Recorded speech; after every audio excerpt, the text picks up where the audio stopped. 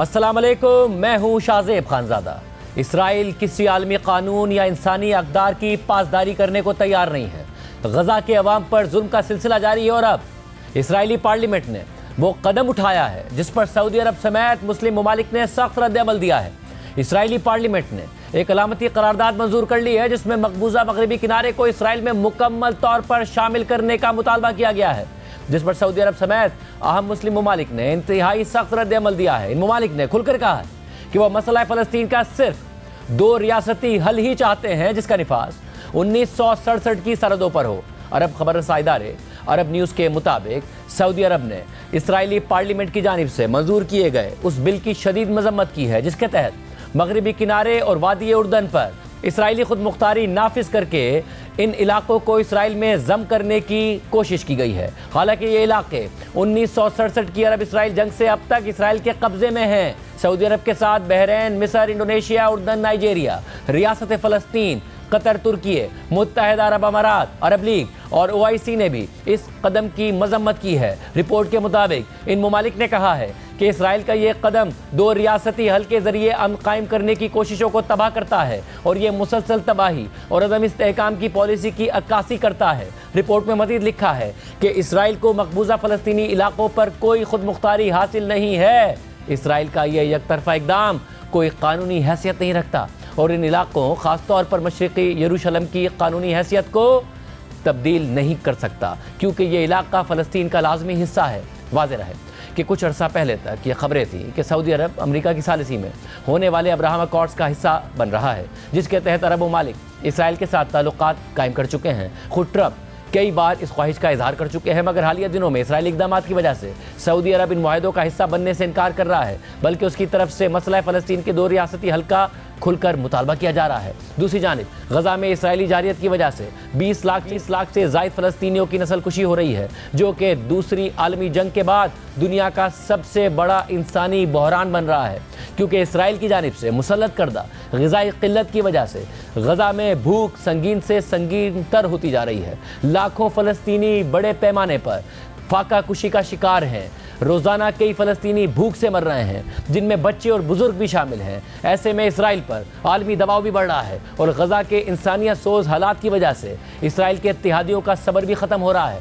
ख़ुद इसराइल के अंदर गज़ा में भूख से मरने वाले फ़लस्तीनियों के लिए गैर मामूली एहतजाज हो रहा है। इससे पहले पीर को यूरोपीय यूनियन, बरतानिया, फ्रांस, कनाडा और जापान समेत 25 मगरबी ममालिक ने इसराइल के जारहाना इक़दामात पर एक इंतहाई सख्त बयान जारी किया था और गज़ा में इमदाद की तरसील बहाल करने और जंग के खात्मे का मुतालबा किया था। साथ ही मगरबी मीडिया भी ये एतराफ़ कर रहा है कि नेतन्याहू इसराइल में जंगी जराइम के मुर्तकिब हो रहे हैं। पहले बात करते हैं गज़ा में इसराइल के मुसल्लत करदा ग़िज़ाई बहरान की, जिसकी वजह से अब तक कम अज़ कम 113 फ़लस्तीनी भूख से तड़प कर मर चुके हैं, जबकि अक्टूबर 2023 के बाद से इसराइली फोर्सेस 59,587 फ़लस्तीनियों को बमबारी करके शहीद कर चुकी हैं। साथ ही इसराइली फोर्सेस गज़ा में इमदाद की तकसीम के मुतनाज़ मराकिज़ में फ़लस्तीनियों का कत्ल-ए-आम भी कर रही हैं और मई से लेकर अब तक अक़वाम मुत्तहिदा के मुताबिक इमदाद की तलाश में जाने वाले 1000 से ज़ायद फ़लस्तीनी इसराइली फोर्सेस का निशाना बन चुके हैं। यानी गज़ा में जो लोग अब तक इसराइल की बेरहम बमबारी से ज़िंदा बच गए थे, वो अब या तो खुराक की शदीद किल्लत से मर रहे हैं या फिर खुराक की तलाश में इसराइली और अमरीकी कॉन्ट्रैक्टर्स की फायरिंग से मर रहे हैं। सूरत हाल इस कदर संगीन है कि amnesty international, world health organisation, UNICEF, नॉर्वेयन refugee council और रेफ्यूजीज़ इंटरनेशनल समेत 100 से ज़ायद अहम बैनुल-अक़वामी इमदादी तंजीमों ने एक मुश्तरका बयान में गज़ा भर में फैलती हुई भूख पर अपने खदशात का इज़हार किया और साथ ही बैनुल-अक़वामी बरादरी से गज़ा में जल्द जंग बंदी कराने की अपील की। सिर्फ यही नहीं, गज़ा में भूख से सहाफ़ी और तिब्बी अमला भी शदीद मुतासिर है और अब बात यहाँ तक पहुँच चुकी है कि गज़ा में मौजूद डॉक्टर्स और तिब्बी अमले का कहना है कि भूख और खाने की शदीद कमी की वजह से वो इतने कमज़ोर हो गए हैं कि उनके लिए मरीज़ों का इलाज करना मुश्किल होता जा रहा है। इसी तरह गज़ा का एक गैर मामूली दौरा करने वाले यरूशलेम के चर्च लीडर्स ने वहाँ के हालात को दिल दहला देने वाली सूरत हाल करार देते हुए कहा कि वो गज़ा के दौरे से टूटे दिल के साथ वापस आए हैं, जबकि गज़ा से इन हालात के इंतहाई दर्दनाक और नाकाबिल यकीन मनाजिर सामने आ रहे हैं। गज़ा में फैली हुई भूख और इससे होने वाली अमवात पर अल जज़ीरा ने एक रिपोर्ट तैयार की है। गज़ा की सूरत हाल इस वक्त इंतहाई संगीन है और अब इसराइल के अंदर से इसके खिलाफ आवाज़ें उठ रही हैं। کل اسرائیلی شہر تل ابیب میں اسرائیلی حکومت کی جانب سے غزہ میں خوراک کو بطور ہتھیار استعمال کرنے کے خلاف احتجاج بھی ہوا، جس میں اسرائیلی مظاہرین نے بھوک سے مرنے والے فلسطینی بچوں کی تصاویر اٹھا رکھی تھی۔ غزہ کی صورتحال پر بین الاقوامی تنظیمیں مسلسل آواز اٹھا رہی ہیں اور وہ اس تباہی کو اسرائیل کی جانب سے مسلط کردہ قرار دے رہی ہیں۔ آج ورلڈ ہیلتھ آرگنائزیشن کے سربراہ نے کہا ہے کہ میں نہیں جانتا کہ اسے اور کیا کہا جائے، یہ انسانوں کی پیدا کردہ اجتماعی قحط سالی ہے اور یہ بات بالکل واضح ہے، یہ سب اسرائیلی محاصرے کی وجہ سے ہو رہا ہے۔ اس سے پہلے غزہ میں خوراک کی قلت کی انہی تفصیلات کی وجہ سے 100 سے زائد بین الاقوامی امدادی اداروں نے ایک اہم بیان جاری کیا تھا۔ BBC کے مطابق 115 امدادی اداروں نے ایک دستخط شدہ بیان میں اس خدشے کا اظہار کیا کہ غزہ میں بڑے پیمانے پر غذائی قلت اور بھوک پھیل رہی ہے۔ اس بیان کے مطابق اسرائیلی محاصرے کی وجہ سے غزہ کے لوگ بھوک کا شکار ہیں۔ امدادی اہلکار اپنے خاندانوں کو خوراک پہنچانے کے لیے قطاروں میں کھڑے ہو کر اپنی جانوں کو خطرے میں ڈال رہے ہیں۔ غزہ میں مکمل محاصرے سے افراتفری، بھوک اور موت نے جنم لیا ہے۔ امدادی سامان کی ترسیل مکمل طور پر بند ہے۔ امدادی کارکن بھوک سے مر رہے ہیں۔ غزہ میں موجود گوداموں میں کئی ٹن خوراک، پانی اور ادویات موجود ہیں، لیکن انہیں کسی نے چھوا تک نہیں، کیونکہ امدادی اداروں کی ان تک رسائی کو روکا گیا ہے۔ اقوام متحدہ کا امدادی نظام ناکام نہیں ہوا، لیکن اسے کام کرنے سے روک دیا گیا ہے۔ متاثرین شدید غذائی قلت کا شکار ہیں، خاص طور پر بچے اور بزرگ۔ امدادی اداروں نے اپنے بیان میں مکمل سیز فائر کا مطالبہ کرتے ہوئے کہا ہے کہ جتنی بھی پابندیاں اور رکاوٹیں ہیں انہیں ہٹایا جائے اور تمام زمینی راستوں کو دوبارہ کھولا جائے۔ اسرائیلی فوج کے زیر کنٹرول تقسیم کے مراکز کو بند کیا جائے اور اس کے بجائے اقوام متحدہ کی قیادت میں انسانی امداد فراہم کی جائے۔ اس کے علاوہ غزہ میں صحافی بھی غذائی قلت کی وجہ سے شدید متاثر ہیں اور اہم بین الاقوامی خبر رسائی ادارے اس صورتحال پر تشویش کا اظہار کر رہے ہیں۔ AFP، ایسوسیٹڈ پریس، رائٹرز اور BBC نے اسرائیل سے مطالبہ کیا ہے کہ وہ صحافیوں کو غزہ میں جانے اور وہاں سے باہر آنے کی اجازت دے جو اس وقت سخت محاصرے میں ہے۔ ان عالمی خبر رسائی اداروں نے ایک مشترکہ بیان میں کہا ہے کہ ہمیں غزہ میں موجود اپنے صحافیوں کے لیے شدید تشویش ہے جو اب خود اور اپنے خاندانوں کو کھانا کھلانے کے بھی قابل نہیں رہے۔ ہم ایک بار پھر اسرائیلی حکام سے مطالبہ کرتے ہیں کہ صحافیوں کو غزہ میں آنے اور جانے کی اجازت دی جائے۔ ایسے میں اب اسرائیل پر عالمی دباؤ بھی بڑھ رہا ہے۔ منگل کو برطانوی وزیر خارجہ ڈیوڈ لیمی نے غزہ میں بھوک کو ہتھیار کے طور پر استعمال کرنے پر اسرائیل پر سخت تنقید کرتے ہوئے کہا تھا کہ اسرائیلی حکومت کو جواب دینا ہوگا کہ آخر وہ کون سا عسکری جواز ہے جس کے تحت بھوکے اور بے بس بچوں کو مارا جا رہا ہے۔ Almost 1,000 civilians have been killed since May seeking aid, including 100, Mr. Deputy Speaker, this weekend alone. There are near daily reports of Israeli troops opening fire on people to access food. Israeli jets have hit women and children waiting for a health clinic to open. An Israeli drone has struck down children filling water containers, which Israeli officials blamed on a technical error. Hamas is of course contributing to the chaos and taking advantage of it. But I utterly condemn the killing of civilians seeking to meet their basic needs. The Israeli government must answer what possible military justification can there be for strikes that have killed desperate, starving children? What immediate actions are they taking to stop this litany of horrors? And what will they do to hold those responsible to account? Programme میں آگے بڑھتے ہیں۔ معیشت کے حوالے سے اہم خبریں سامنے آ رہی ہیں۔ آج عالمی ریٹنگ ایجنسی S&P نے پاکستان کی ریٹنگ کو CCC+ سے بہتر کر کے B- کر دیا ہے جبکہ آؤٹ لک کو مستحکم رکھا ہے۔ 3 سال پہلے دسمبر 2022 میں S&P نے پاکستان کی ریٹنگ کو ڈاؤن گریڈ کر کے CCC+ کر دیا تھا اور اب 3 سال بعد اس ریٹنگ میں بہتری آئی ہے جو کہ معاشی استحکام کے حوالے سے اہم خبر ہے۔ جبکہ دوسری طرف گزشتہ دنوں تاجر برادری کے وفد نے آرمی چیف سے ملاقات کی، ان کے سامنے FBI کے گرفتاری کے اختیارات اور دیگر معاشی معاملات رکھے۔ پھر آل پاکستان ٹیکسٹائل مینوفیکچررز ایسوسی ایشن نے اپنے اعلامیے میں اس بات پر آرمی چیف کا شکریہ ادا کیا کہ انہوں نے FBI کو ہدایت کی ہے کہ وہ SIFC کے پلیٹ فارم کے تحت بزنس کمیونٹی سے ملاقات کرے اور بامعنی ڈائیلاگ کر کے اس مسئلے کا حل نکالے۔ پھر کل بزنس کمیونٹی اور FBI حکام کی ملاقات بھی ہو گئی جس میں چیئرمین FBI بھی موجود تھے اور آج بلومبرگ کی خبر کے مطابق پرائیویٹ فارن ایکسچینج کمپنیز کے ایک گروپ نے پاکستان انٹیلیجنس ایجنسی کے ایک ڈپارٹمنٹ کے سربراہ سے ملاقات کی جس میں پاکستانی روپے میں گراوٹ پر بات کی گئی کیونکہ نومبر 2023 کے بعد جون کے مہینے میں روپے کی قدر میں سب سے زیادہ گراوٹ دیکھی گئی اور انٹر بینک میں ڈالر 285 کی سطح پر پہنچ گیا جبکہ اوپن مارکیٹ میں ڈالر 288 روپے کی سطح سے بھی اوپر چلا گیا تھا۔ آج انٹر بینک میں روپے کی قدر میں ڈالر کے مقابلے میں بہتری آئی. ڈالر کل 284 روپے 76 پیسے پر بند ہوا تھا، مگر آج 54 پیسے کمی کے ساتھ 284 روپے 22 پیسے پر بند ہوا، جبکہ اوپن مارکیٹ میں ڈالر کا ریٹ 287 روپے 55 پیسے رہا. یہ واضح ہو کہ 30 جون کو ختم ہونے والے مالی سال میں پاکستان نے 2.1 ارب ڈالرز کا کرنٹ اکاؤنٹ سرپلس حاصل کیا، جو کہ 2011 یعنی 14 سال بعد کسی بھی مالی سال میں پہلا کرنٹ اکاؤنٹ سرپلس ہے. اس ساری صورتحال میں اسٹیٹ بینک نے گزشتہ مالی سال جولائی سے مارچ تک 6.8 ارب ڈالرز مارکیٹ سے خریدے، جس کی وجہ سے فائنینشیل انفلوز اور بیرونی قرضوں کی ادائیگیوں کے باوجود اسٹیٹ بینک IMF کے ہدف کے مطابق 14 ارب ڈالرز کے بیرونی زر مبادلہ کے ذخائر حاصل کرنے میں کامیاب ہوا. اور جولائی میں پاکستان کے ٹوٹل زر مبادلہ کے ذخائر 20 ارب ڈالرز، جبکہ اسٹیٹ بینک کے ذخائر 14.5 ارب ڈالرز کی سطح پر آ گئے، جو کہ 39 ماہ کی بلند ترین سطح ہے. جنوری 2023 میں اسٹیٹ بینک کے زر مبادلہ کے ذخائر محض 2.9 ارب ڈالرز کی سطح پر آ گئے تھے، یعنی پاکستان کے پاس محض لگ بھگ 2 ہفتوں کی درآمدات کے پیسے تھے اور ملک کے ڈیفالٹ کرنے کے خدشات کا اظہار کیا جا رہا تھا. اور اب پاکستان کے پاس 11 ہفتوں یعنی تقریباً 2.7 ماہ کی درآمدات کے برابر ذخائر موجود ہیں. اور دنیا میں ڈالر دیگر کرنسیز کے مقابلے میں گر رہا ہے، مگر اس کے باوجود پاکستانی روپیہ ڈالر کے مقابلے میں دباؤ میں ہے، اور ڈالر کی دستیابی بھی ایک مسئلہ بنی ہوئی ہے. ریکارڈ تفصیلات زر اور کرنٹ اکاؤنٹ سرپلس کے باوجود لوگوں کو LCs کھولنے اور اوپن مارکیٹ سے بیرونی کرنسی خریدنے میں مشکلات کا سامنا رہا، جبکہ یہ شکایت بھی سامنے آئی کہ بینکس آفیشیل ریٹ سے زیادہ ریٹ چارج کر رہے ہیں. اس ساری صورتحال میں فورن ایکسچینج کمپنیز کے ایک گروپ نے پاکستان کی انٹیلیجنس ایجنسی کے ایک ڈپارٹمنٹ کے سربراہ سے ملاقات کی ہے. اس حوالے سے حکومت کا موقف بھی معلوم کریں گے، مگر پہلے بات کریں گے ملک بوستان صاحب سے،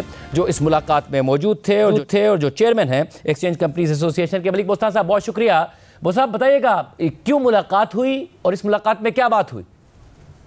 کیونکہ ملاقات بڑی ضروری تھی اور ان کی خواہش پہ ملاقات ہوئی اور ہمیں بلایا گیا اور ہم سے پوچھا گیا کہ ڈالر کا ریٹ تیزی سے کیوں بڑھ رہا ہے اور اس کی وجوہات کیا تھی. انہیں بڑی گہری تشویش کا اظہار کیا. میں نے انہیں بتایا کہ ڈالر کا ریٹ بڑھنے کی بنیادی وجہ تو کرنسی اسمگلر ہیں اور بارڈر اسمگلنگ، کیونکہ ایران اور افغانستان میں دوبارہ کرنسی کی اور دوسری گڈس کی اسمگلنگ شروع ہو گئی ہے.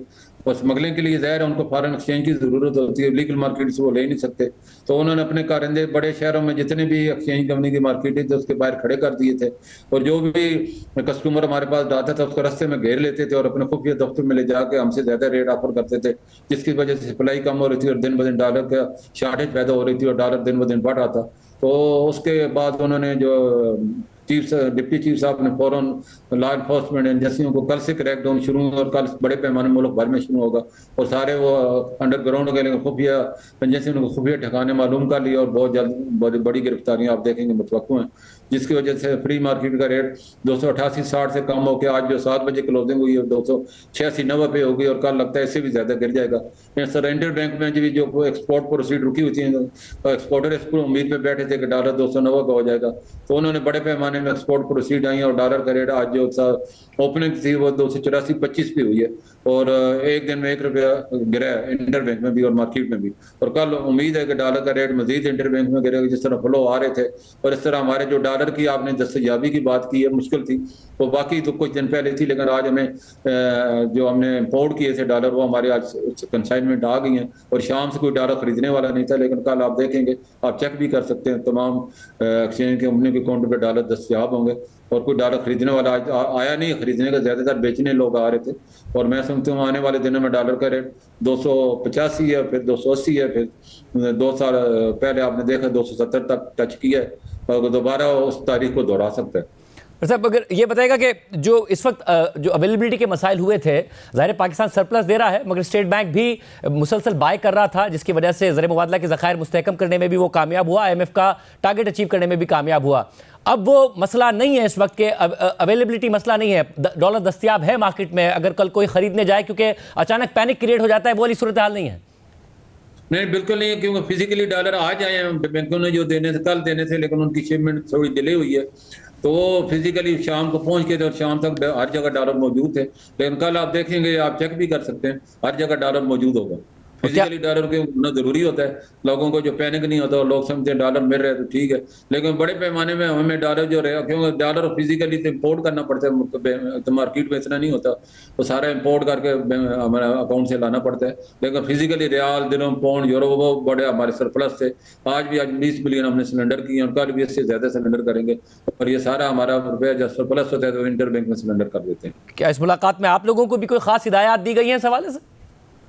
जी जी बिल्कुल, हमारे जो प्रॉब्लम थे वो उन्होंने बड़े सुने और उन्होंने कहा जी अब हमारी फिर अगले हफ्ते मीटिंग है आला कौम से और स्टेट बैंक से और जितने भी रिलेटेड अदारे हैं, FBR है, FAI है, और जितने भी इससे हमारे कारोबार से रिलेटेड उन लोगों को भी बुलाया गया ताकि हमारी जो प्रॉब्लम है, क्यों सिद्ध रेवेन्यू बोर्ड ने जो है वो सेल टैक्स लगा दिया 3%, हमने बताया इससे जो डॉलर का रेट बढ़ जाएगा, तो उसको भी कहा गया कि उनको भी बुलाया जाए। इस तरह FBR ने, आपको पता है 2 लाख से ऊपर कोई भी ट्रांजैक्शन करेगा तो उसको ऊपर टैक्स देगा जो सेलर होगा, सेल फरोख्त कुनंदा पे, तो उससे भी हमने रिक्वेस्ट की है कि इसको जो है $2000 तक आप कैश पे रखें और बाकी जो है बैंकिंग चैनल से कर दें। स्टेट बैंक का सर्कुलर तो यही कहता है, लेकिन FBR का सर्कुलर कहता है कि आप सिर्फ $700 कैश पे दें, बाकी बैंकिंग चैनल से दें।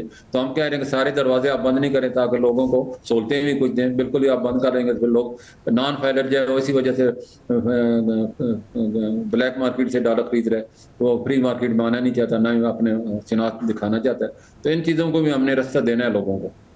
बहुत शुक्रिया मलिक बोस्तान साहब। हमारे साथ बिलाल अजहर कियानी साहब हमारे साथ मौजूद हैं, वज़ीर मुमलिकत बराए ख़जाना। कियानी साहब बहुत शुक्रिया हमें शो में ज्वाइन करने के लिए। कियानी साहब मईशत के हवाले से ज़ाहिर है जो IMF का हदफ था $14 अरब का, उसे अचीव किया, $14.5 अरब के हमारे रिजर्व हो गए। इसके अलावा स्टेट बैंक ने ज़ाहिर मार्केट से बहुत सारे डॉलर्स बाई भी किए, तकरीबन $6.8 अरब 9 माह में स्टेट बैंक ने बाई किए। S&P ने आज पाकिस्तान की रेटिंग भी बेहतर कर दी है, मगर कंटिन्यूसली जो डॉलर के रेट में दबाव है उस पर इंटेलिजेंस एजेंसी के दफ्तर में बुलाया जाना फॉरेक्स कंपनीज को, क्या इस वक्त सूरत हाल है, क्या हो रहा है?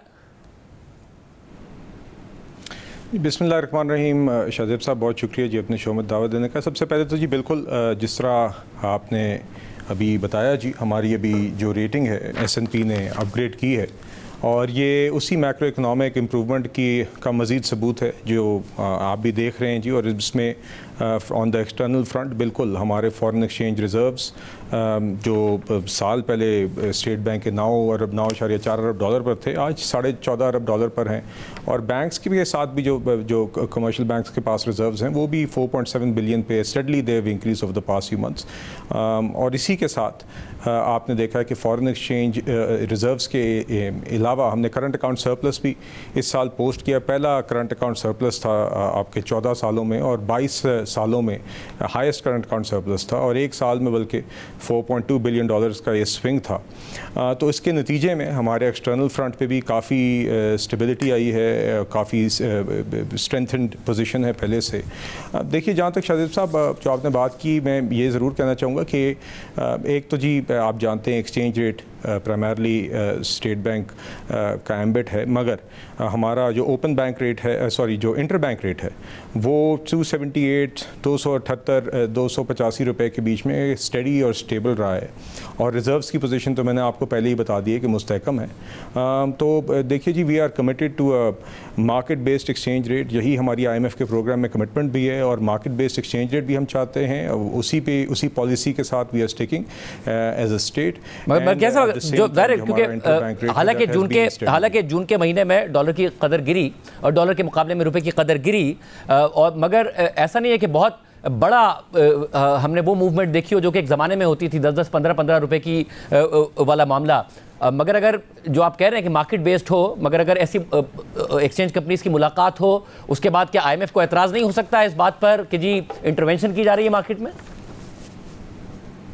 ये देखिए एट द मोमेंट, जैसे कि मैंने आपसे कहा जी, हम तो बिल्कुल मार्केट बेस्ड रेट पे कमिटेड हैं, और अगेन स्टेट बैंक इसको ओवरसी करता है। और अगर आप इंटर बैंक रेट देखें, ऑफिशियल रेट देखें, तो दैट हैज़ रिमेन्ड स्टडी 278 से 285 रुपए के दरमियान पिछले चंद माह में आप देख लीजिए। तो again ji, we are committed to market based. आप जानते हैं कि यही हमारी IMF प्रोग्राम में कमिटमेंट है, और बिल्कुल हम IMF प्रोग्राम में रहते हुए वी आर इंश्योरिंग कि जो भी हमारे बेंचमार्क مارکس ہیں, جو بھی ہماری کمٹمنٹس ہیں, وی constantly remain in conversation and we are ensuring کہ سارے جو اس طرح کے معاملات ہیں بشمول جو کمٹمنٹس ہم نے فارن ایکسچینج یا ایکسچینج ریٹ کے حوالے سے کی ہوئی ہیں, وی فلفل دوز. اچھا مجھے یہ بتائے گا کہ پھر ایک ملاقات آرمی چیف کی بھی ہوئی اور وہ ملاقات تھی بزنس کمیونٹی سے, جس پر جو ایف بی آر کے گرفتاری کے اختیارات ہیں, جس کا ظاہر چیئرمین ایف بی آر بھی دفاع کر رہے تھے, آپ بھی دفاع کر رہے تھے, حالانکہ اس پر سوالات اٹھ رہے تھے, آپ کے اتحادیوں کی طرف سے بھی اٹھ رہے تھے. آرمی چیف کی ملاقات ہوتی ہے, پھر ایس آئی ایف سی کے پلیٹ فارم کے تحت بزنس کمیونٹی کی کل ملاقات بھی ہو جاتی ہے ایف بی آر سے. تو کیا حکومت مسائل نہیں حل کر رہی ہے, اور کیا حکومت کے اوپر پھر سوال نہیں اٹھتا, یا حکومت کے لیے ایک امبیرسنگ سچویشن نہیں ہے کہ آرمی چیف سے ملاقات ہو رہی ہو اور پھر یہ یقین دہانی کرائی جا رہی ہو؟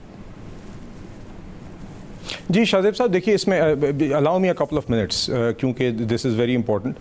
دیکھیے سب سے پہلے تو سٹارٹنگ پوائنٹ کیا تھا جی, پاور ٹو اریسٹ یہ کوئی نیا قانون نہیں ہے. ایف بی آر کے پاس یہ قانون تقریباً پچھلی 3 دہائیوں سے موجود تھا, اور پہلے تو یہ آپ کہہ لیں ایک انفیٹرڈ پاور تھی اس فائنانس بل سے پہلے, اس بجٹ سے پہلے, جس میں کوئی بھی assistant commissioner sales tax fraud خود ہی انکوائری سٹیج پر خود ہی ایک نتیجے پر پہنچ کر after recording reasons to believe وہ جا کے گرفتاری کر سکتا تھا.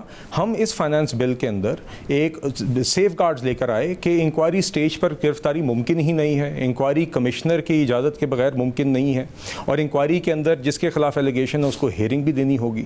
اس کے علاوہ جب انویسٹیگیشن اس کے بعد اگر اپروو کر دے کمشنر, تو اس کے اندر بھی آپ کو سب سے پہلے انویسٹیگیشن میں کمشنر سے اجازت لینی ہوگی انویسٹیگیشن سٹارٹ کرنے کے لیے. پھر اس کے بعد انویسٹیگیشن کے دوران بھی اگر کہیں گرفتاری کرنے کا کیس بنتا ہے, اس کے اندر کنڈیشنز ہیں, وہ صرف محدود شکیں ہیں, سیلز ٹیکس فراڈ کی محدود ٹائپس ہیں. ایک ویلیو کا تھریشولڈ بھی ہے کہ ایک ایلیجڈ اسپیسیفک ویلیو ہے سیلز ٹیکس فراڈ کی, اس سے زیادہ کا ہوگا, اور اس میں 2-3 اور کنڈیشنز ہیں. اور اس کے بعد بھی ایف بی آر کے 3 ممبرز کا بورڈ, ایف بی آر کے جو ممبرز ہوتے ہیں 3 ممبرز پر مشتمل ایک کمیٹی جو ہے وہ اس کا فیصلہ کرے گی کہ گرفتاری کرنی ہے کہ نہیں کرنی. تو دس از اے سگنیفیکنٹ امپروومنٹ جو کہ پہلے قانون تھا, اور یہ سب تسلیم کرتے ہیں.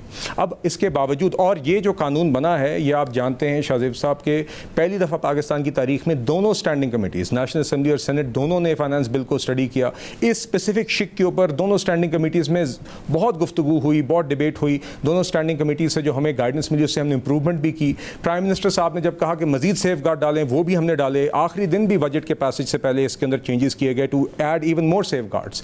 آج یہی بات ہماری اپنے سارے جو ہمارے چیمبرز کے پریزیڈنٹس ہیں, ایف پی سی سی آئی اور باقی سارے چیمبرز, ان کے ساتھ میری جی ذاتی طور پہ 3 نشستیں ہو چکی ہیں. ایک میں ایف پی سی سی آئی گیا, وہاں پہ چیمبرز موجود تھے.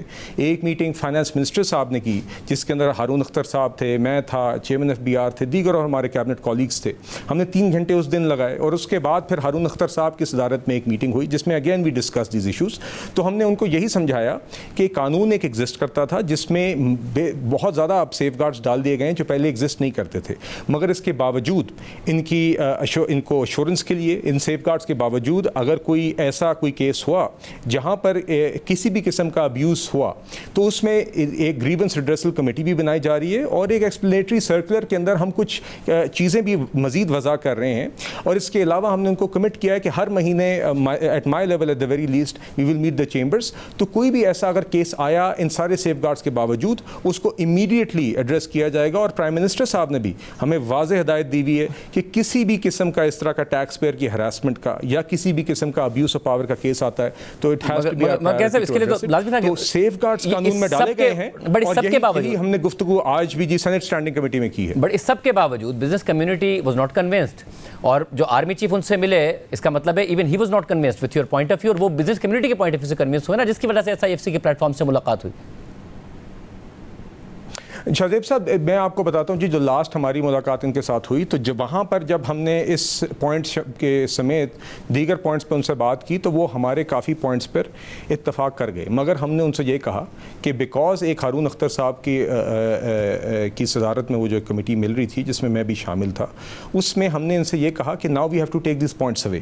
फाइनेंस मिनिस्टर साहब से भी हमने डिस्कस करना था, प्राइम मिनिस्टर साहब से भी क्लियर हमने naturally we have to run it past him, and also because we are in an IMF programme we also have to take the fund into confidence, ताकि हम इनके साथ वो चीज़ तय करें जिसमें हमारा तवाज़ुन भी रहे, जो हमारी टैक्स की कलेक्शन की प्रायोरिटीज़ हैं, जो हमने protection to the tax payer और जो हमने कोई भी अगर फेयर है उसको एड्रेस करें, और साथ ही साथ हम एक ऐसी चीज़ लेके आ सकें या इनके साथ एक ऐसी चीज़ फाइनल करें जो कि वाकई में फ़ाइनल हो सके और बाद में उसमें किसी किस्म का रिस्क ना हो। तो इसके ऊपर बड़े अच्छे माहौल में चेंबर्स के साथ बातचीत हुई थी, चीज़ें अग्री हुई थी, मगर अब यकीनन जो प्रोसेस मैंने आपको बताया है वो हम अपने एंड से चला रहे हैं और इंशाल्लाह इसको हम बेहतर तरीके से हल करेंगे, जहाँ पे मईशत की डिजिटाइजेशन भी हो, जहाँ पर सेल्स टैक्स के असल जो फ्रॉड के मुजरिम हैं उनके पीछे भी हम जाएं और हम इंश्योर करें कि किसी भी लॉ अबाइडिंग और टैक्स लॉ अबाइडिंग सिटीज़न या टैक्स पेयर या ताजिर या रिटेलर या बिजनेस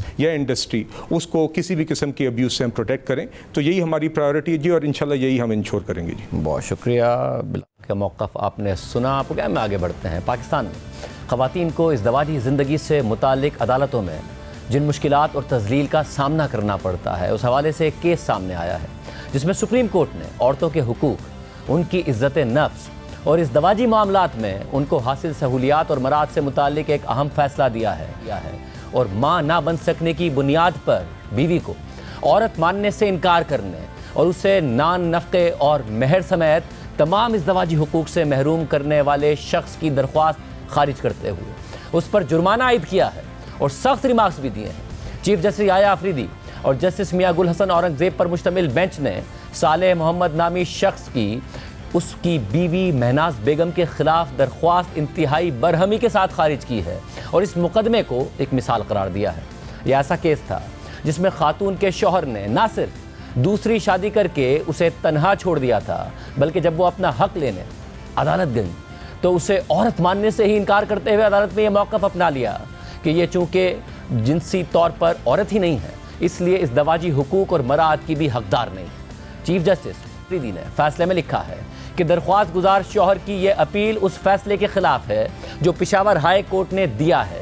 हाई कोर्ट ने मातहत अदालतों के मुत्तफ़िक़ा फैसलों को बरकरार रखते हुए बीवी के हक़ में महर, जहेज़ के सामान और नान नफ़क़े का दावा मंजूर किया। रिकॉर्ड का जायज़ा लेने और दरख्वास्त गुजार के वकील के दलाइल सुनने के बाद ये अदालत अपील मंजूर करने पर कायल नहीं हुई है। इस मुकदमे का एक पहलू है जो इस अदालत की फौरी तवज्जो का तकाजा करता है। इस हवाले से अदालत के मुशाहिदात यहाँ बयान किए जा रहे हैं।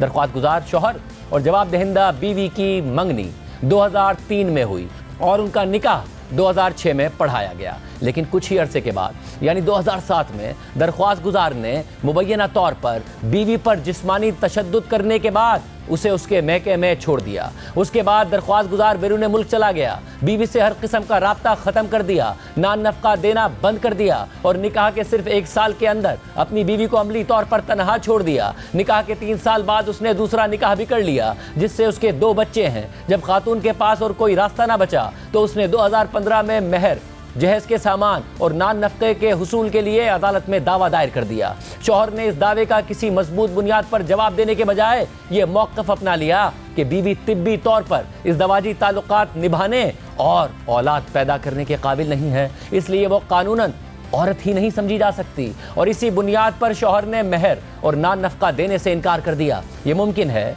कि शौहर ने यह मौक़िफ़ किसी हकीकी शिकवे या ज़ाती रंजिश के तहत अपनाया हो, लेकिन जिस अंदाज से उस शौहर ने यह संगीन इल्ज़ाम लगाया वो खातून की बुनियादी शनाख्त पर हमला था और ये चीज़ तशवीशनाक है। ये इल्ज़ाम तीनों अदालती मराहिल में बार बार और शिद्दत से उठाया गया, हालांकि हर फोरम ने इसे गलत करार दिया। इस मुसलसल इल्ज़ाम तराशी के बाइस खातून को गहरी ज़ाती तज़लील और अजियत का सामना करना पड़ा, जिसे यह अदालत संजीदगी से महसूस करती है। इस इल्ज़ाम के मुकदमे के दौरान मुसलसल दोहराए जाने को सही तौर पर समझने के लिए ज़रूरी है कि यह बताया जाए कि यह मौक़िफ़ हर अदालती फोरम पर किस तरह शौहर ने बार बार पेश किया, हालांकि हर अदालत ने इसका जवाब देकर उसे ख़त्म करने की कोशिश की।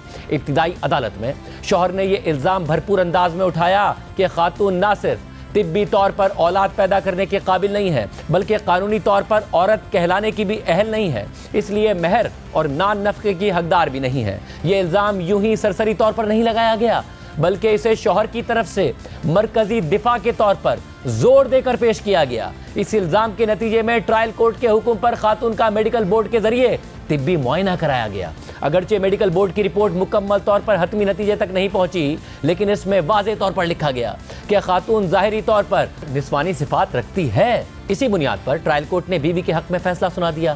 جب یہ معاملہ ڈسٹرکٹ کورٹ میں اٹھایا گیا تو ڈسٹرکٹ جج نے میڈیکل رپورٹ پر بات کرتے ہوئے درست طور پر یہ قرار دیا کہ مہر کے حق کا فیصلہ کرنے میں اصل بات یہ ہے کہ نکاح کے بعد ازدواجی تعلق قائم ہوا یا نہیں۔ شواہد سے یہ بات مکمل طور پر ثابت ہو چکی تھی کہ دونوں میاں بیوی کے طور پر 1 سال سے زائد عرصہ اکٹھا رہے، لہٰذا ڈسٹرکٹ کورٹ نے بھی جواب دہندہ کے حق میں فیصلہ دے دیا۔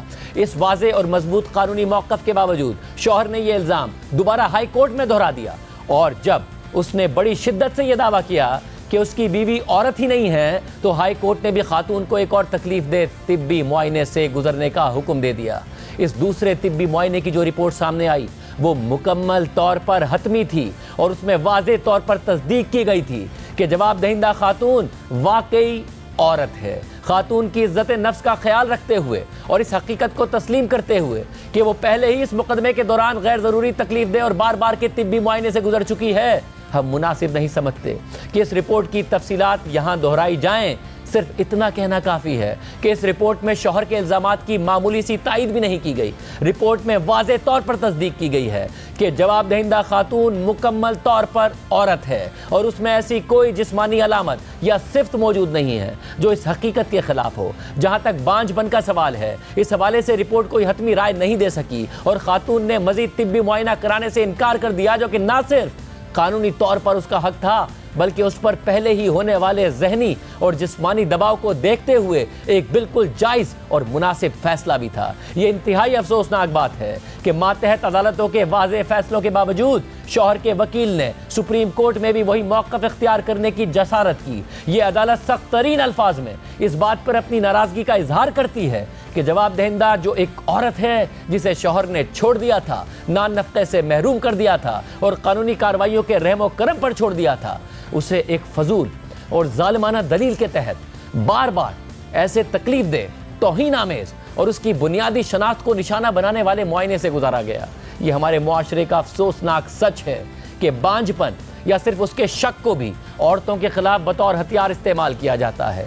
یہ معاشرتی تعصب اکثر عدالتوں کو وہ جگہ بنا دیتا ہے جہاں قانونی کارروائی کے نام پر عورت کی تذلیل کی جاتی ہے، لیکن ہمیں کھلے الفاظ میں تسلیم کرنا ہوگا کہ اگر عورت میں بانجھ پن ہو بھی تب بھی یہ اس کا مہر یا نان نفقہ چھیننے کی بنیاد نہیں بن سکتا، اور نہ ہی یہ اس کے عورت ہونے پر سوال اٹھانے کا جواز بن سکتا ہے۔ ایسی ذاتی تکلیف کو قانونی ہتھیار بنا دینا نہ صرف عدالتی نظام کا غلط استعمال ہے بلکہ انسانی وقار کی کھلی توہین ہے جسے کسی صورت قبول نہیں کیا جا سکتا۔ یہ بات بھی زور دے کر کہنے کی ضرورت ہے کہ ہمارا دین اور ہماری تہذیب نکاح کو ایک مقدس عہد سمجھتے ہیں۔ قرآن مجید نے بیوی کو لباس قرار دیا ہے، یعنی شوہر اور بیوی کا رشتہ ایسا ہے جیسے وہ ایک دوسرے کا لباس ہوں۔ اس لیے نکاح کے رشتے میں تحفظ، باہمی احترام اور عزت و وقار کے اصول کسی حال میں پامال نہیں ہونے چاہیے۔ یہ بات ہرگز فراموش نہیں ہونی چاہیے کہ ہمارے معاشرے میں عورتیں ایک حساس اور کمزور طبقہ شمار ہوتی ہیں جن کی عزت اور وقار کی حفاظت بھرپور توجہ اور احتیاط کا تقاضا کرتی ہے۔ عدالتیں محض خاموش تماشائی نہیں بن سکتی اور نہ ہی بنیں گی کہ معاشرتی تعصبات ان کے ذریعے عورتوں کو ایک کے بعد ایک اذیت سے دوچار کریں۔ یہ کوئی ثواب دیدی معاملہ نہیں بلکہ آئینی اور اخلاقی ذمہ داری ہے کہ ہر اس شخص کی ذاتی عزت کا تحفظ یقینی بنایا جائے جو عدالت کے سامنے پیش ہوتا ہے، خاص طور پر جب فریقین کے درمیان طاقت کا فرق اس قدر واضح ہو۔ عدالت کے پاس مثالی جرمانہ عائد کرنے کا اختیار موجود ہوتا ہے تاکہ جھوٹے، بے بنیاد اور بدنیتی پر مبنی مقدمات کی حوصلہ شکنی کی جا سکے۔ موجودہ کیس میں درخواست گزار شوہر نے نہ صرف عدالت کا قیمتی وقت ضائع کیا بلکہ پہلے سے کمزور پوزیشن میں موجود عورت کو 10 سال پر محیط 3 مختلف عدالتوں میں طویل اور اذیت ناک عدالتی عمل سے گزارا، جس سے اس کی تذلیل اور ذاتی تکلیف میں بے جا اضافہ ہوا۔ اگر عدالت ایسے طرز عمل کو بغیر کسی کارروائی کے چھوڑ دے تو یہ اس کی اپنی ذمہ داری سے غفلت ہوگی، لہٰذا یہ درخواست مسترد کی جاتی ہے اور درخواست گزار شوہر پر 5 لاکھ روپے جرمانہ عائد کیا جاتا ہے، جو عدالتی عمل کے غلط استعمال اور جواب دہندہ خاتون کو بلا وجہ تذلیل کرنے کی شدید مذمت کے طور پر عائد کیا گیا ہے۔ یہ رقم جواب دہندہ خاتون کو ادا کی جائے گی۔ اگر درخواست گزار شوہر یہ رقم ادا نہ کرے تو اسے زمین کے محصولات کے بقایا جات سے طریقہ کار کے مطابق وصول کیا جائے گا۔ یہ امید کی جاتی ہے کہ یہ حکم تمام فریقین اور وکلا کے لیے ایک یاد دہانی کا کام دے گا کہ ہر فرد خصوصاً عورتوں کی عزت و وقار کا عدالتی کارروائیوں میں ہر حال میں احترام ضروری ہے۔ ایسے بے بنیاد اور ہتک آمیز الزامات جو کسی عورت کی ذاتی شناخت اور عزت پر حملہ کریں کسی بھی عدالت میں ہرگز برداشت نہیں کیے جائیں گے۔ یہ انتہائی اہم فیصلہ سامنے آیا ہے۔ پروگرام میں بریک شامل کرتے ہیں، اہم پولیٹیکل ڈیولپمنٹ ہوئی ہے، اس کی تفصیلات آپ کے سامنے رکھیں گے ایک بریک کے بعد۔ ایک طرف امریکہ میں عمران خان کے بیٹے قاسم اور سلیمان امریکی کانگریس کے مختلف اراکین اور انتظامی عہدیداروں سے ملاقاتیں کر رہے ہیں، تو دوسری طرف پاکستان میں عدالتیں 9 مئی کے مقدمات میں تیزی کے ساتھ فیصلے دے رہی ہیں، جبکہ عمران خان کے خلاف بھی توشہ خانہ 2 کیس کی سماعت دوبارہ سے شروع ہو گئی ہے۔ عمران خان نے حکومت کے خلاف احتجاجی تحریک شروع کرنے کا اعلان کیا تھا اور پارٹی رہنماؤں کو ہدایت کی تھی کہ 5 اگست تک احتجاجی تحریک کو عروج پر پہنچایا جائے، مگر ابھی تک اس احتجاجی تحریک کے حوالے سے کوئی پیش رفت سامنے نہیں آئی ہے، اور اب اس بات کا اظہار عمران خان نے بھی اپنی ایک حالیہ ایکس پوسٹ میں کر دیا ہے۔ عمران خان نے اپنی ہی پارٹی کے ان افراد پر بھی سوال اٹھا دیا ہے جنہیں ان سے جیل میں ملاقات کرنے کی اجازت دی جاتی ہے۔ عمران خان کا کہنا ہے کہ پاکستان کی تاریخ میں کسی سیاسی شخصیت کے ساتھ ایسا سلوک نہیں کیا گیا جیسا میرے ساتھ کیا جا رہا ہے۔ بار بار درخواست کے باوجود میرے بچوں سے بات نہیں کروائی جا رہی۔ میری سیاسی ملاقاتوں پر بھی پابندی ہے، صرف اپنی مرضی کے بندوں سے ملوا دیتے ہیں اور دیگر ملاقاتیں بد ہیں۔ میں واضح پیغام دینا چاہتا ہوں کہ اس وقت پارٹی کا ہر فرد اپنے تمام اختلافات فوری طور پر بھلا کر صرف اور صرف 5 اگست کی تحریک پر توجہ مرکوز رکھے۔ عمران خان نے مزید کہا کہ مجھے فی الحال اس تحریک کا کوئی مومنٹم نظر نہیں آ رہا۔ اگر اس وقت تحریک انصاف کے اراکین آپسی اختلافات میں پڑھ کر وقت ضائع کریں گے تو یہ انتہائی افسوسناک اور قابل سرزنش عمل ہے۔ پارٹی میں جس نے بھی گروہ بندی کی اسے میں پارٹی سے نکال دوں گا۔ پارٹی میں اختلافات پیدا کرنا میرے مقصد اور ویژن کو نقصان پہنچانے کے مترادف ہے۔ اس کے علاوہ توشہ خانہ 2 کیس کی سماعت کے دوران عمران خان نے صحافیوں سے بات کی ہے۔ جیو نیوز کے نمائندے شبیر ڈار کے مطابق آج عمران خان نے کہا کہ سینٹ کی ٹکٹوں کے معاملے پر مجھے مشاورت نہیں کرنے دی گئی۔ آخری وقت میں بیرسٹر سیف فہرست لے کر آئے تو میں نے اسی فہرست کی منظوری دے دی۔ ساتھ ہی انہوں نے ایک بار پھر کہا کہ پارٹی تحریک کے لیے بھرپور تیاری کرے اور اگر پارٹی لیڈرشپ باہر نہ نکلی تو ان کی سیاست ختم ہو جائے گی۔ عمران خان پارٹی لیڈرشپ پر دباؤ بڑھا رہے ہیں، شکوہ کر رہے ہیں کہ پاکستان میں تحریک کے لیے انہیں مومنٹم نظر نہیں آ رہا، مگر عمران خان کے دونوں بیٹے قاسم اور سلیمان امریکہ میں متحرک ہیں اور اعلیٰ امریکی عہدیداروں سے ملاقاتیں کر رہے ہیں۔ امریکہ پہنچنے کے بعد گزشتہ 2 دنوں کے دوران عمران خان کے بیٹوں نے ٹرمپ کے اسپیشل مشنز کے سربراہ اور نیشنل انٹیلیجنس کے سابق ڈائریکٹر رچرڈ گرینل، کانگریس مین بل ہائزنگا، گریگری میکس، اس کے علاوہ جم کوسٹا، جو ولسن اور اینڈی ہیرس سمیت کئی کانگریس اراکین سے ملاقات کی ہے۔ عمران خان کے بیٹوں کی امریکہ میں کانگریس اراکین سے ملاقاتوں پر وفاقی وزیر اطلاعات عطا طاہر نے رد عمل دیتے ہوئے کہا ہے کہ ان کا حق ہے کہ وہ کیمپین ضرور کریں، مگر جہاں جہاں جا رہے ہیں وہاں لوگوں کو بتائیں کہ ہمارے والد کو 190 ملین پاؤنڈز کے میگا کرپشن کیس میں سزا ہوئی ہے۔ مطلب کہ ان کا اپنا رائٹ ہے، وہ ضرور کریں کیمپین، مگر جہاں جہاں جا رہے ہیں وہاں لوگوں کو بتائیں کہ ہمارا والد جو ہے وہ میگا کرپشن کیس کے اندر 190 ملین پاؤنڈ کے کیس کے اندر جو ہے اس کو سزا ہوئی ہے، اور 190 ملین پاؤنڈ کی فیکٹ شیٹ ساتھ لے جائیں کہ جب بھی امریکہ میں کسی کے پاس جاتے ہیں، ملتے ہیں لوگوں کو، تو ان کو بتائیں کہ جی یہ کرپشن کا کیس ہے اور یہ سیاسی کیس نہیں ہے۔ وہ ایک تاثر کریٹ کریں سیاسی کیس کا، سیاسی کیس ہے۔ دوسری طرف عمران خان اور دیگر رہنماؤں کے خلاف 9 مئی سمیت مختلف کیسز کی سماعتوں کو تیز کر دیا گیا ہے۔ آج عمران خان کے خلاف اڈیالہ جیل میں توشہ خانہ 2 کیس کی سماعت ہوئی ہے۔ نمائندہ جیو نیوز شبیر ڈار کی خبر کے مطابق عمران خان اور بشرا بی بی کے خلاف توشہ خانہ 2 کیس کی اڈیالہ جیل میں سماعت کی گئی۔ کیس کی سماعت اسپیشل جج سینٹرل شاہ رخ ارجمند نے کی۔ سماعت کے دوران استغاثہ کے مزید ایک گواہ شفقت محمود پر جرح مکمل کی گئی۔ سماعت کے دوران استغاثہ کے گواہ محسن حسن پر عمران خان کے وکیل نے جزوی جرح بھی کی۔ کیس میں مجموعی طور پر 9 گواہوں پر جرح مکمل کی گئی، جبکہ 10ویں گواہ پر جزوی جرح کی گئی ہے۔ سماعت کے دوران عمران خان اور بشرا بی بی کو جیل سے کمرہ عدالت میں پیش کیا گیا۔ استغاثہ کی جانب سے special public prosecutor Zulfiqar Abbas Naqvi اور عمیر مجید ملک عدالت میں پیش ہوئے۔ عدالت کی جانب سے توشہ خانہ 2 کیس کی سماعت 26 جولائی تک ملتوی کر دی گئی۔ آئندہ سماعت پر عمران خان کے وکیل گواہ محسن حسن پر جرح مکمل کریں گے۔ اہم بات یہ ہے کہ اڈیالہ جیل میں توشہ خانہ 2 کیس کی سماعت 3 جون کے بعد اب ہوئی ہے، اور آج کی سماعت میں عمران خان کی بہنوں اور پارٹی رہنماؤں کو اجازت نہیں دی گئی کہ ان سے ملاقات کی جائے۔ پی ٹی آئی کے سیکرٹری جنرل سلمان اکرم راجہ اور بیرسٹر علی ظفر نے جیل میں ہونے والی سماعت میں شرکت کی اجازت نہ دینے پر تنقید کرتے ہوئے کہا کہ آئین اور قانون کی دھجیاں اڑائی جا رہی ہیں۔ اس وقت ٹرائل غیر قانونی ہو چکا ہے۔ میں پچھلے کئی ہفتوں سے اندر نہیں جانے دیا جا رہا۔ ایک تو ملاقات کا دن ہوتا ہے تب بھی نہیں جانے دیا جا رہا، لیکن آج تو مقدمہ ہے جس میں ہم سب لوگ وکیل ہیں، خاندان یہاں کھڑا ہوا ہے، یہ بہنیں یہاں کھڑی ہوئی ہیں، میڈیا کے لوگ جن کو حکم دیا گیا ہے عدالت کی طرف سے کہ ان کو جانے دینا ہے، ان کو بھی جانے نہیں دیا جا رہا۔ تو یہ بالکل آئین اور قانون کی دھجیاں بکھیری جا رہی ہیں۔ عمران خان کو ایک کال کوٹری میں مقدمے سے دوچار کیا گیا ہے۔ کراس ایگزامینیشن ہو رہی ہے، اندر جرا ہو رہی ہے، گواہ کو بڑی ضروری کارروائی چل رہی ہے۔ یہ اتنی کھلے عام ناانصافی، میں کہوں گا ایک وکیل کی حیثیت سے کہ یہ ٹرائل جو ہے اس وقت غیر قانونی ہو چکا ہے۔ اس کے علاوہ عمران خان کی بہن علیمہ خان نے میڈیا سے گفتگو کرتے ہوئے کہا کہ عمران خان سے ملاقات کرنے والے وکیل نے بتایا ہے کہ عمران خان نے اپنے بیٹوں کو پیغام بھیجا ہے کہ وہ یہاں انسانی حقوق کی خلاف ورزیوں پر انٹرنیشنل کورٹس میں جائیں۔ ساتھ ہی انہوں نے پارٹی لیڈرشپ کو پیغام دیا کہ وہ بھرپور طریقے سے تحریک چلائیں۔ ہم یہاں پہ 11 بجے آ گئے تھے، جج صاحب بھی موجود تھے، ہمیں اندر نہیں جانے دیا گیا۔ سلمان اکرم راجہ اور علی ظفر ہیں، ان کو بھی نہیں اندر جانے دیا گیا، صرف 2 لائرز کو اندر جانے دیا۔ عمران خان نے بتایا آج لائر کو 22 گھنٹے سے مجھے جیل کے سیل میں رکھا جا رہا ہے۔ عمران خان کو جو ٹارچر کیا جا رہا ہے، کس وجہ سے ٹارچر کیا جا رہا ہے؟ انہوں نے یہ بھی کہا ہے کہ سلیمان اور قاسم باہر انٹرنیشنل کورٹ میں جائیں، جو یہاں پہ ہیومن رائٹس ابیوزز ہو رہے ہیں، عمران خان کے ساتھ ٹارچر کیا جا رہا ہے، اس کے لیے انہوں نے یہ بھی آج پیغام دیا ہے۔ انہوں نے کہا کہ یہ بہت ضروری ہے کہ آپ بیرسٹر گوہر کو، سلمان اکرم راجہ کو، علی امین گنڈاپور کو خاص طور پہ تاکید کریں کہ بھرپور طریقے سے تحریک چلائیں۔ اس کے علاوہ اپوزیشن کی 6 جماعتوں کے اتحاد تحریک تحفظ آئین پاکستان کا اجلاس ہوا ہے، جس کے بعد میڈیا سے بات کرتے ہوئے اپوزیشن اتحاد نے 31 جولائی کو آل پارٹیز کانفرنس بلانے کا اعلان کیا ہے۔ تحریک تحفظ آئین پاکستان کے سربراہ محمود خان اچکزئی نے کہا کہ اس اتحاد کا مقصد عوام کی طاقت سے حکومت کو فارغ کرنا ہے۔